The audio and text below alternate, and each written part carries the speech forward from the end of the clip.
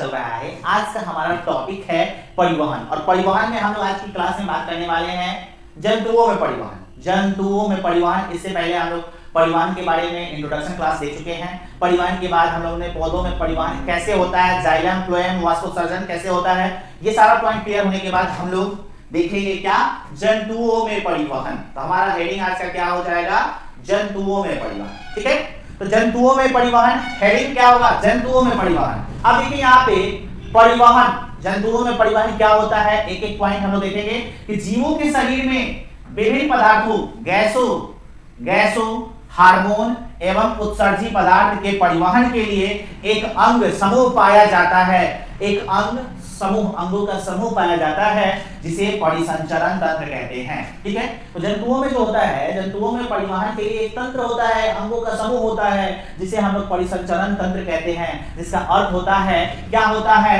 कि एक तत्व को एक स्थान से दूसरे स्थान तक परिवहन कराना। ये जो परिवहन तंत्र होता है, इसका काम क्या होता है कि किसी भी तत्व को एक स्थान से दूसरे स्थान तक पहुंचाने का काम होता है। ठीक है, आगे देखिए यहाँ पे क्या लिखे हैं कि शरीर में रक्त का एक स्थान से दूसरे स्थान तक पहुंचना रक्त परिसंचरण कहलाता है। शरीर में परिसंचरण तंत्र तो हम देख लिए कि क्या होता है कि जीवों के शरीर में विभिन्न पदार्थों, जैसे हम लोग बात कर सकते हैं गैस, हार्मोन, उत्सर्जी पदार्थ, बहुत सारा चीज होता है, उसको कहीं पहुंचाने के लिए यानी कि परिवहन कराने के लिए एक अंग या समूह पाया जाता है जिसे परिसंचरण तंत्र कहते हैं। ठीक है, पीछे हम लोग परिसंचरण तंत्र का डेफिनेशन भी देख चुके हैं। अब देखिए क्या होता है कि मनुष्य के शरीर में, जीवों के शरीर में रक्त एक स्थान से दूसरे स्थान तक पहुंचना रक्त का परिसंचरण कहलाता है, और इसको पहुंचाने के लिए एक तंत्र होता है जिसको हम क्या कहते हैं, तो रक्त परिसंचरण। ठीक है, आगे देखिए रक्त परिसंचरण तंत्र। ठीक है, रक्त परिसंचरण तंत्र क्या होता है, ब्लड सर्कुलर सिस्टम।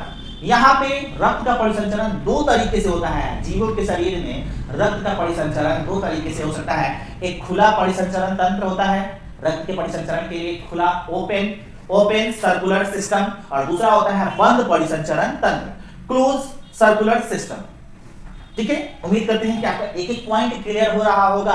हमारा आज का जो टॉपिक है वो है जंतुओं में परिवहन। जंतुओं में परिवहन क्या होता है, तो जीव जंतुओं के शरीर में किसी पदार्थ का, खुद से बोल सकते हैं, जीव जंतुओं के शरीर में जो पदार्थ होता है, जैसे में हो सकता है भोजन जो हम लोग किए वो, सांस लिए वो, हार्मोन जो हमारे शरीर में है वो, चाहे उत्सर्जी पदार्थ, वेस्ट मटेरियल, मल मूत्र कह सकते हैं, पसीना कह सकते हैं, नाक से जो निकलता है उसको कह सकते हैं, आंख से जो कीचड़ निकल रहा है उसको कह सकते हैं। तो उसको एक स्थान से दूसरे स्थान तक पहुंचाने के लिए अंगों का, ऊतकों का एक समूह होता है, और उसी समूह को हम लोग क्या कहते हैं, परिसंचरण तंत्र। पूरा जो तंत्र है हमारे शरीर में। ठीक है, अब यहाँ पे उसके बाद हम लोग क्या कहें कि अब हम लोग सबसे पहले इसमें हम लोग जानेंगे रक्त के बारे में। ठीक है, रक्त परिसंचरण तंत्र। रक्त परिसंचरण तंत्र क्या होता है, तो ब्लड सर्कुलर सिस्टम इसका इंग्लिश होता है। ये दो प्रकार का होता है। किसी जीव में रक्त में खुला परिसंचरण तंत्र देखने को मिलता है रक्त के परिसंचरण के लिए, प्रवाह के लिए, और दूसरा होता है बंद परिसंचरण तंत्र। आपको सिंचाई के दो माध्यम देखे होंगे। सिंचाई का माध्यम होता है, एक होता है सिंचाई पाइप के द्वारा होता है,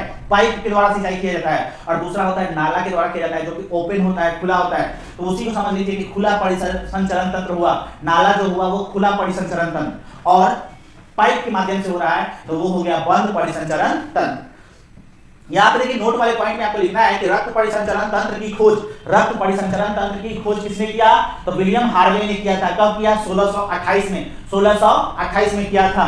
आगे देखिए, आगे हम बात करेंगे खुला परिसंचरण तंत्र। खुला परिसंचरण तंत्र का एक छोटा सा डायग्राम हमने यहाँ पे पेश किया है कि खुला परिसंचरण तंत्र क्या होता है, तो नलिका विहीन होता है। नलिका विहीन, इसमें यानी कि पाइप नहीं होता है, जैसे हमारे शरीर में नस होता है रक्त के प्रवाह के लिए, वैसे इसमें नस नहीं होता है, पाइप नहीं होता है। ठीक है, नलिका विहीन होता है, उसी को हम लोग खुला परिसंचरण तंत्र कहते हैं। सीधा सा बात है। ठीक है, तो खुला परिसंचरण तंत्र नलिका विहीन होता है, और इस तंत्र में रक्त सीधे ही शरीर के अंगों या ऊतकों के संपर्क में रहता है। सीधा शरीर के अंग या ऊतक के संपर्क में रहता है। जैसे कि हम बहुत सारे जीव जंतुओं को देख सकते हैं, कॉकरोच हो गया, केकड़ा हो गया, बिच्छू हो गया, मकड़ी हो गया, तितली हो गया, इसमें कोई नस नहीं पाया जाता है। इसका जो रक्त का परिसंचरण होता है वो खुला परिसंचरण तंत्र पाया जाता है। उम्मीद करते हैं कि यहाँ तक आपको समझ में आया हो। तो खुला परिसंचरण तंत्र का डेफिनेशन क्या लिख सकते हैं, वो भी हमने यहाँ पे लिख दिया है कि ऐसा परिसंचरण तंत्र जहां बिना रक्त वाहिनिकाओं, ठीक है, कि रक्त का परिवहन होता है खुला परिसंचरण तंत्र कहलाता है। ऐसा परिसंचरण तंत्र जहां बिना रक्त वाहिनियों ठीक है वाहिनियों कि रक्त का परिवहन होता है खुला परिसंचरण तंत्र कहलाता है। अब बंद क्या होता है? बंद क्या होता है? तो यहाँ पे आपको नोट कर लेना किस किस में पाया जाता है। किस किस में जो ब्लड है उसका प्रवाह जो है वो खुले तरीके से होता है। तो ये सब टीटी हो गया, राम जी का सुग्गा जिसको हम लोग बोलते हैं, कॉकरोच हो गया, बिच्छू हो गया, केकड़ा हो गया, मकड़ी हो गया। अब है बंद परिवहन तंत्र। इसमें नलिका, उसमें नलिका विहीन था, इसमें नलिका रहित होता है। जाल पाया जाता है, नसों का जाल हम लोग के शरीर में, चाहे जितने भी जीव जंतु आप लोग देख रहे हैं यहाँ पे नसों का जाल होता है, उसमें रक्त का प्रवाह होता है। ठीक है, यानी कि ऐसे परिसंचरण तंत्र जिनमें रक्त का परिवहन रक्त वाहिनिकाओं के द्वारा होता है बंद परिसंचरण तंत्र कहलाते हैं। बंद परिसंचरण तंत्र कहलाते हैं। तो उम्मीद करते हैं कि इसका डेफिनेशन आप लोग क्लियर करोगे, बंद परिसंचरण तंत्र क्या होता है। अब आगे अगर हम लोग चलें तो हम लोग पढ़ेंगे रक्त परिसंचरण तंत्र के भाग। आखिर जो रक्त का परिसंचरण होता है उसका भाग कौन कौन सा है। ठीक है, तो सबसे पहले हम लोग रक्त परिसंचरण तंत्र में पढ़ेंगे, रक्त के बारे में पढ़ेंगे, ब्लड के बारे में पढ़ेंगे, रक्त वाहिनियों के बारे में पढ़ेंगे और उसके बाद हम लोग हृदय के बारे में पढ़ेंगे, दिल के बारे में पढ़ेंगे। ठीक है, रक्त वाहिनिकाओं में हम लोग पढ़ेंगे धमनी के बारे में, सिरा के बारे में, केशिका के बारे में। ठीक है, तब ये क्या क्या होता है। लेकिन उससे पहले हमें जरूरी है कि हमारा जो शॉर्ट नोट्स बन रहा है, जो हमारा शॉर्ट नोट्स बन रहा है उस शॉर्ट नोट्स को देखना कि हम लोगों ने क्या क्या चीज पढ़ा है।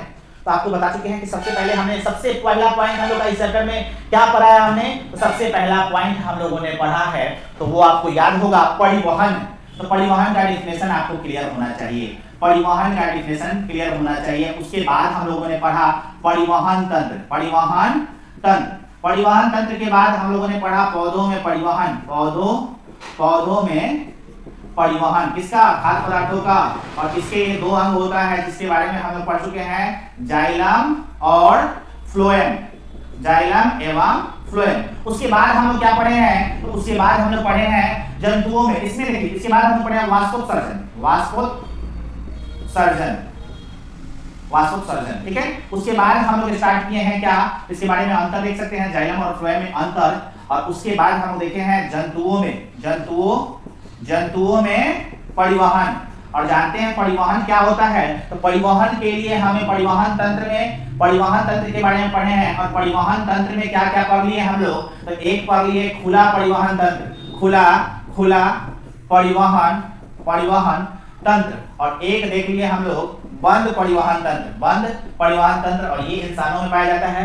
अब परिवहन तंत्र का जो हमारा परिवहन तंत्र है उसका परिवहन तंत्र का भाग देखेंगे। और परिवहन तंत्र के भाग में कौन कौन सा पॉइंट होगा उस चीज को हम लोग देखेंगे। तो शॉर्ट नोट्स आपका रेडी होते चलना चाहिए। शुरू वाले पॉइंट से आपको बताया जा रहा है कि आप क्या पढ़ रहे हो, आप कौन सा पॉइंट पढ़ रहे हो। सबसे पहले आपको मालूम होना चाहिए कि हमारा जो पॉइंट चल रहा है कौन सा पॉइंट चल रहा है, चैप्टर में हमें कौन कौन सा पॉइंट हमारा क्लियर हो गया। वो अगर नहीं है उसको बार बार आप लोग लिखो और बार बार उसको कंप्लीट करते चलो, क्योंकि आगे बढ़ने से अच्छा है कि पीछे का रिवीजन पूरा कंप्लीट हो जाए। क्योंकि पीछे का पॉइंट अगर हमारा क्लियर होगा तभी हम लोग आगे के पॉइंट को क्लियर कर सकते हैं। बिना पीछे का जो पॉइंट है उसे क्लियर किए हम आगे नहीं बढ़ सकते हैं। तो हम लोग क्या पढ़ेंगे, परिसंचरण या परिवहन तंत्र के भाग में पढ़ेंगे सबसे पहले रक्त के बारे में। रक्त में हम लोग पढ़ेंगे, उसके बाद पढ़ेंगे रक्त वाहिनिकाओं के बारे में, जिसमें धमनी क्या होता है, सिरा क्या होता है, इस सब पॉइंट को हम लोग देखेंगे। और उसके बाद आगे चलेंगे हृदय के बारे में, और हृदय में हम लोग बात करेंगे कि कितना चैम्बर होता है। तो हम लोग का ये जो पॉइंट है नेक्स्ट वीडियो में हम लोग इसको कंप्लीट करेंगे। उम्मीद करते हैं कि यहाँ तक एक एक पॉइंट आपको समझ में आ रहा होगा।